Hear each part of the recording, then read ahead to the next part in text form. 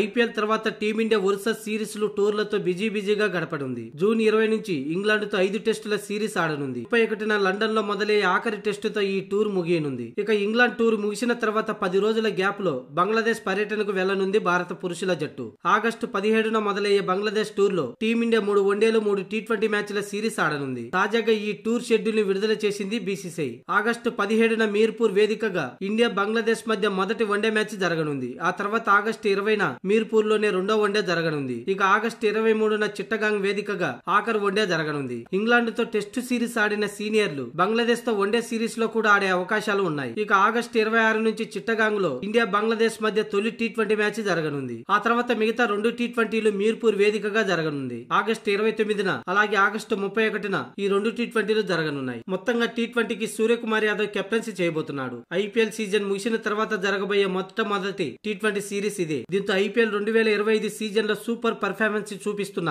Prions Arya వంటి కుర్రాళ్లకు ఈ series లో చోటు దక్కే అవకాశాలు ఉన్నాయి. అలాగే యంగ్ ప్లేయర్లతో పాటు సీనియర్లు శ్రేయస్ అయ్యర్, కేఎల్ రాహుల్ కూడా ఈ ఐపీఎల్ సీజన్ లో దుమ్ము రేపుతున్నారు. దీంతో ఈ బంగ్లా పర్యటనలో జరిగే టీ20 సిరీస్ అలాగే వచ్చే ఏడాది జరిగే టీ20 వరల్డ్ కప్ టోర్నీకి టీం ని సిద్ధం చేయడానికి మొట్టమొదటి సిరీస్ గా మారనుంది.